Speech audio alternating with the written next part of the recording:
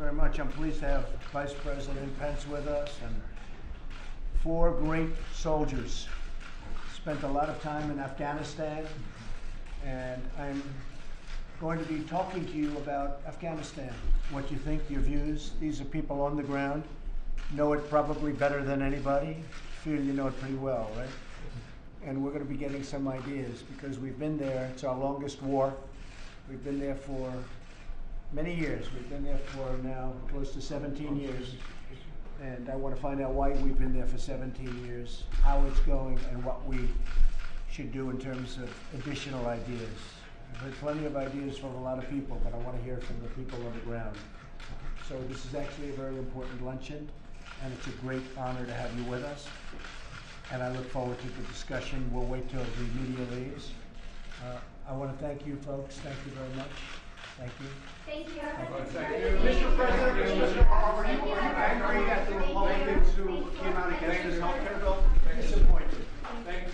Very disappointed. Thank you. I don't think it's good, no, but it's, I'm certainly disappointed. For 7 years I've been hearing repeal and replace from Congress, and I've been hearing it loud and strong, and then when we finally get a chance to repeal and replace, they don't take advantage of it, so that's disappointing.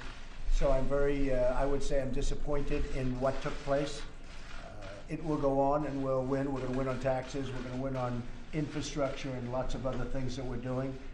We've won and are winning the war, as you know, on the border. We're very much decimating ISIS. You can see that. You see that better than anybody sees it, the soldiers that are with us today. We've had a lot of victories, but we haven't had a victory in health care. We're disappointed. I am very disappointed because, again, even as a civilian, for 7 years I've been hearing about health care. And I've been hearing about repeal and replace. And Obamacare is a total disaster. Some states had over a 200% increase, a 200% increase in their premiums. And their deductibles are through the roof. It's an absolute disaster. And I think you'll also agree that I've been saying for a long time, let Obamacare fail, and then everybody's going to have to come together and fix it and come up with a new plan, and a plan that's really good for the people with much lower premiums, much lower costs, and much better protection.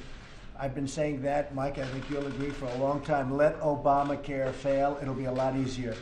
And I think we're probably in that position where we'll just let Obamacare fail.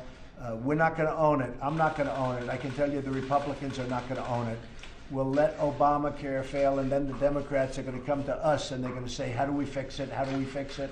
Or how do we come up with a new plan? So we'll see what happens. There's some other things going on right now as we speak. But I am disappointed because for so many years I've been hearing repeal and replace. I'm sitting in the Oval Office right next door, pen in hand, waiting to sign something, and I'll be waiting, and eventually we're going to get something done, and it's going to be very good. But Obamacare is a big failure, and it has to be changed. We have to go to a plan that works. We have to go to a much less expensive plan in terms of premiums, and something will happen, and it'll be very good. May not be as quick as we had hoped, but it's going to happen. Okay?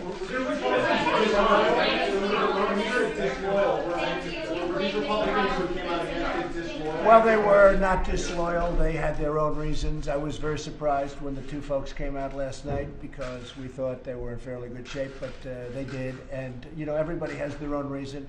But if you really think about it, you look at it, and we have 52 people. We had no Democrat support, which is really, you know, something that should be said. We should have had Democrats voted. This is a great plan for a lot of people. We had no Democrat support. We have 52 people. We had 4 no's.